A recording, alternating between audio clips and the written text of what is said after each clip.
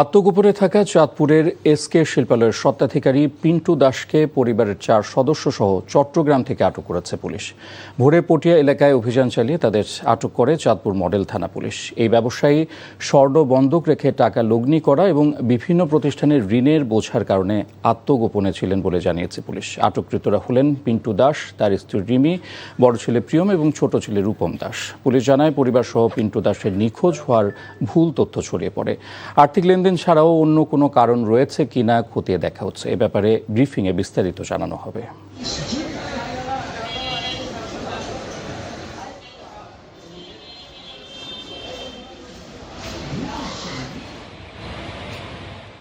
আমরা একটা সিসি ফুটেজে দেখতে পাই যে কয়েকজন শ্রমিক ট্রাকে মালামাল তুলছে।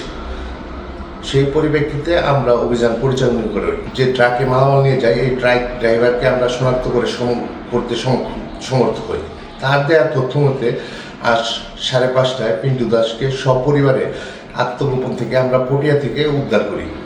এই বিষয়ে আরও তদন্ত কার্যক্রম পরিচালনা করা হচ্ছে।